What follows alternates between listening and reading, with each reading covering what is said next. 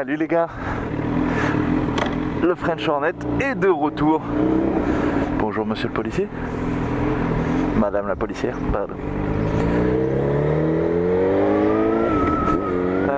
Alors, aujourd'hui j'aimerais vous parler en fait de la différence entre la France et les États-Unis dans la manière de faire de la moto ici.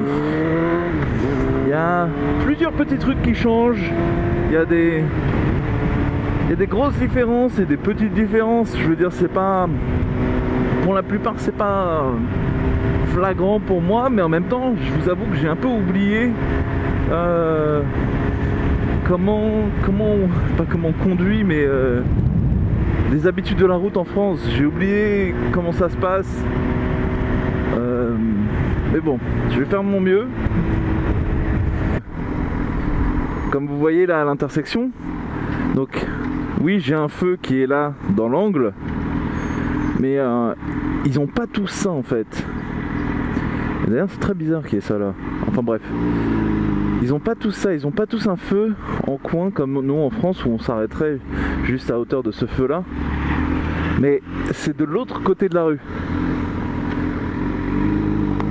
Deuxième différence que je suis en train de faire, on peut tourner à droite sur un feu rouge du moment qu'on marque un stop ou un simili-stop. Genre ils sont pas trop chiants avec ça. Si tu t'arrêtes pas complètement, du moment que tu ralentis énormément, tu peux tourner à droite au feu rouge. Ça sera la HOV lane. Donc en fait les autoroutes aux États-Unis sont assez grandes. La plupart ont 4 voies plus une voie HOV. Et en fait j'ai compris ce que c'était. La dernière fois je savais pas ce que c'était, ce que ça voulait dire HOV, mais maintenant je sais. Ça veut dire High Occupancy Vehicle, c'est-à-dire véhicule à haute capacité.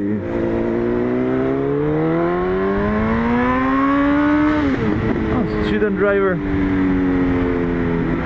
Alors ça c'est pas obligatoire.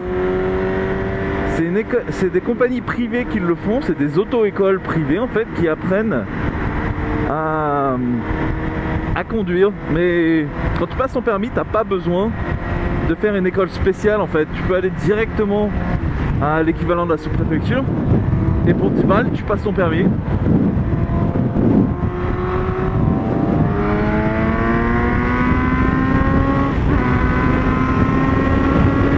J'aurais pu parler de ça. En ce moment, cette autoroute elle est en construction et lorsqu'une route est en construction ici, ils réduisent la limitation de vitesse évidemment, mais ce qui change aussi c'est les amendes. C'est-à-dire que si vous faites choper au-dessus de la limitation dans une zone de construction, ou ça marche aussi pour les zones écoles, l'amende double. Donc tu peux manger méchant en fait. Une autre loi sur la vitesse aussi ici. Et pourquoi j'ai eu un commentaire comme quoi ma peur du poulet était plus forte que mon envie d'envoyer. Ce qui est quand même vrai parce qu'en fait ici un excès de vitesse peut devenir criminel. Et une fois que c'est criminel, ça va sur l'équivalent de ton casier judiciaire et tu traînes ça toute ta vie. C'est-à-dire qu'après bon, c'est le plus petit acte criminel que tu peux faire, mais quand même, genre ils le prennent en considération ici. Donc ça devient plus chiant pour trouver un boulot, plus chiant pour louer un appartement, parce que tous ces organismes ils regardent ton casier judiciaire. Quand tu loues un appart, ils regardent que t'as pas fait de conneries. Donc voilà. Et il faut savoir qu'ici en fait les routes, la maximum limitation de vitesse aux États-Unis qu'on peut avoir, c'est 75 miles par hour.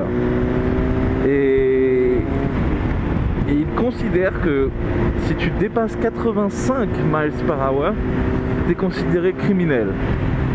Alors qu'en temps normal, ici c'est 35, pour que je fasse un criminal speeding, il faudrait que je roule à 55 ou plus. C'est 20 miles an hour au-dessus, ça devient criminel. Sauf dans le cas où c'est limité à 75, 10 au-dessus et c'est déjà criminel. c'est illégal de rouler à plus de 85 n'importe où aux États-Unis. Ensuite, bon, il y a des gens plus ou moins sympas. Je me suis fait choper en fait pour criminel speeding, justement sur la 101, c'est l'autoroute où j'étais juste à l'instant.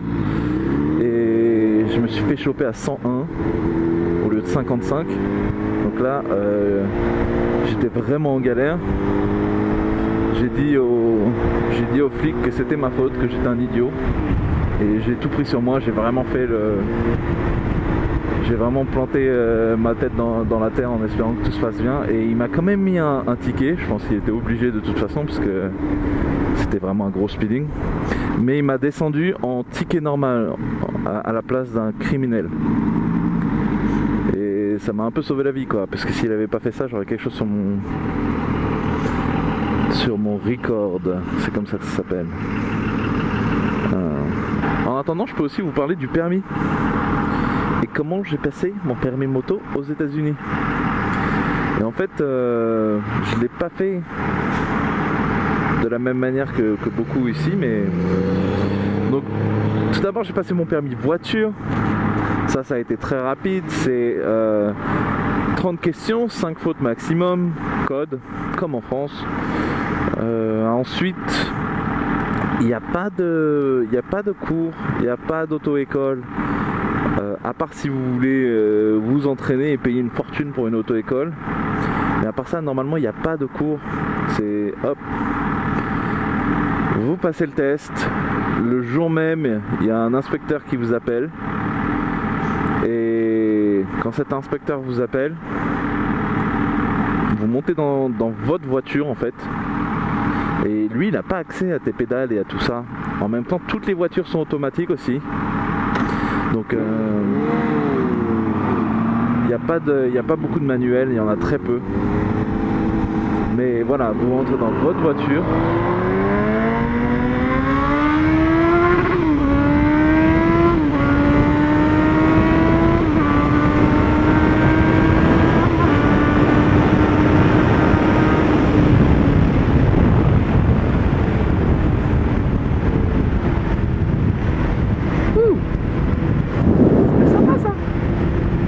Voilà, vous rentrez dans votre propre voiture, l'inspecteur se met sur le siège passager et ensuite vous faites un tour de pâté de maison, pas deux, un tour de pâté de maison.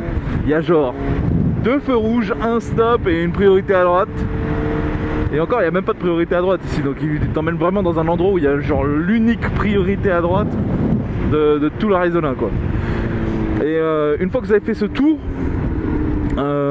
vous allez sur un espèce de plateau. Alors c'est vraiment pas un truc compliqué hein. Ils ont mis des plots par terre pour faire un T à l'envers, comme ça. Il faut rentrer à gauche dans le T, reculer au milieu et ressortir de l'autre côté. Et une fois que vous avez fait ça sans toucher les plots, vous avez votre permis. Et direct, hein, c'est genre, il n'y a pas de ça sera posté dans 6 semaines dans votre boîte aux lettres, tout ça. Hein, c'est non, attends 3 secondes, hop, tiens, voilà ton permis temporaire, vas-y, va conduire. Donc c'est une blague ici le permis, c'est une blague. Voilà, ensuite, une fois qu'on a son permis voiture, donc ce que j'ai fait, je dis mon parcours parce que je sais pas comment ça se passe si vous voulez que le permis moto et il n'y a pas la voiture. Mais moi j'avais déjà mon code, donc déjà ça c'était bon. Mais j'ai fait le cours privé. Je faisais que du 125 en France, donc et j'ai conduit des 50 quand j'étais petit à boîte.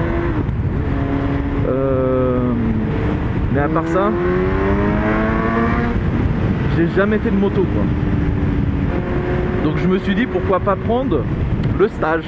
Et l'avantage du stage en fait ici, c'est que après on le dit à son assurance et on a une réduction sur le prix de l'assurance. Et c'est pas rien parce qu'ici les assurances ça vaut une fortune. Et donc du coup voilà, j'ai passé mon stage qui consiste en 3 heures de cours théoriques en salle. Et après c'est 4 heures de conduite la même journée. Et le lendemain on revient et on fait en moyenne 8 heures de conduite. Mais tout sur plateau, rien sur route. Et le plateau est assez balèze, hein, je veux pas dire, mais enfin, je pense que c'est très similaire à celui français. J'ai regardé quelques vidéos sur YouTube de mecs qui passaient le plateau, et ça ressemblait. Il y a la figure 8 qu'il faut faire sans mettre le pied par terre. Il faut faire l'écart devant les plots, freinage d'urgence. Donc ça ressemble assez le plateau. Et je pense qu'en fait, si tu prends pas le stage, tu fais que le plateau. Donc tu viens avec ta bécane et tu fais ton plateau. Et tu as ton permis. Et ça coûte 35 $ le permis moto. C'est un peu plus cher. 35 $ quand même, hein. Je veux dire, le permis voiture c'était 10. Donc voilà, ça c'est comment j'ai passé mon permis moto. Une fois que j'ai fait ce stage, le mec m'a donné un petit papier. Je suis allé à la sous-préfecture et il m'a donné mon permis. Et voilà, c'était fini. C'était assez simple en fait. Le jour même, j'ai acheté une moto. C'était pas celle-là. C'est une ER6F. Et j'étais sur ma bécane. Maintenant je vous laisse parce que je vais faire mon code PIN et je vais mettre des sous dans la banque. Ciao. Alors de retour. Regardez qui est là. Mon ami la Jag. Ah lui il a que la XK. C'est pas la XK RS. Mais bon, c'est pas mal quand même, hein. On va pas faire le coucou quoi.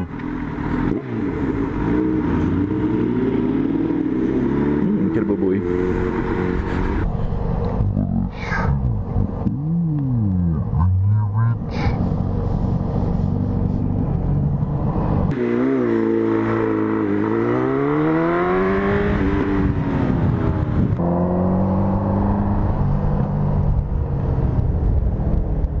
Une 918.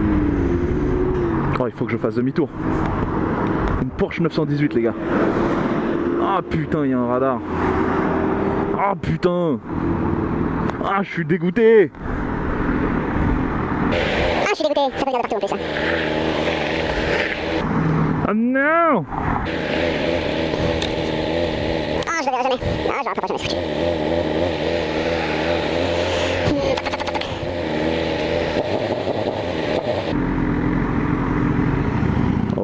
Oh wow, snobinisme.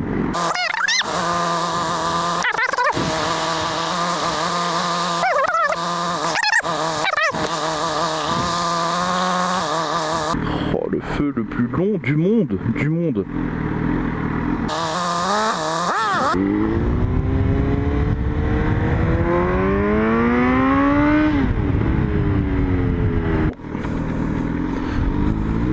Ah, je la verrai jamais. Oh, le Cadillac, mon gars.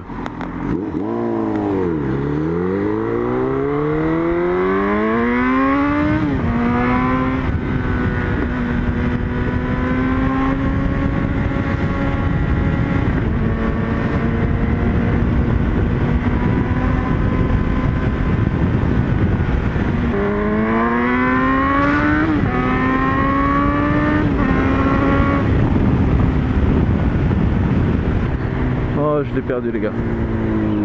C'est foutu, je l'ai perdu. Oh merde. Tu vois là c'est 15.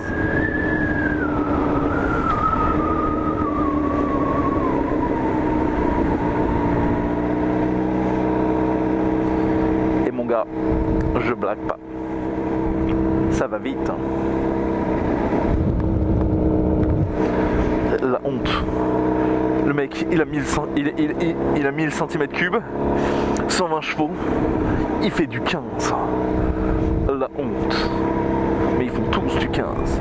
C'est bien parce qu'on a le temps de tout voir et de tout regarder. Je vais faire tout mon motovlog comme ça, à 15. Alors là, c'est une feuille. Là, c'est un panneau. Là, c'est un stop. Et ça c'est un cycliste qui s'arrête pas comme au stop, comme en France en fait.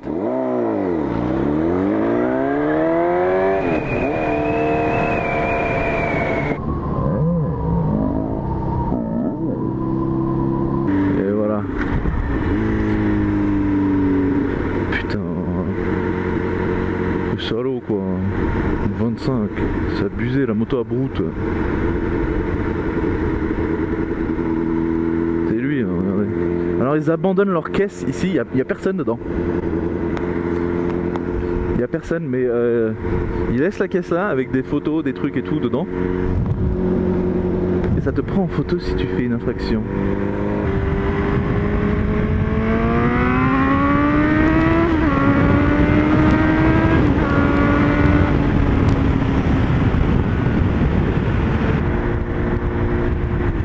Putain, une SLR.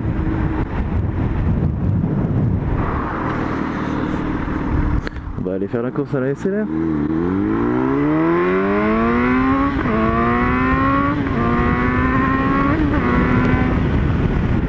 SLR, où es-tu? Je ne te vois pas. Ah, te voilà.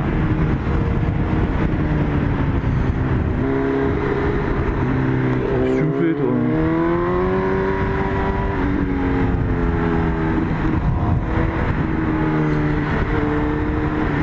Ouh, c'est beau ça.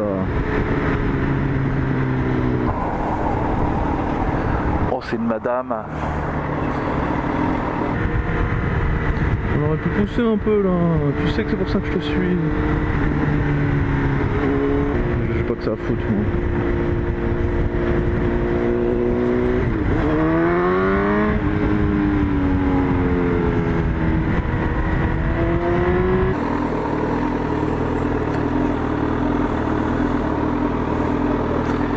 It's illegal! J'aime bien faire ça, c'est marrant. Je crois que c'est un de nos plaisirs préférés en moto. Et je crois que c'est international. Que ce soit en France, ou aux États-Unis ou partout ailleurs. Quand quelqu'un est au téléphone en train de texter pendant qu'il conduise, on aime bien venir les emmerder, nous motards. J'ai fait une petite vidéo aussi de la moto la nuit. J'ai fait des flammes avec le pot d'échappement. Parce que j'ai le faux système Haro.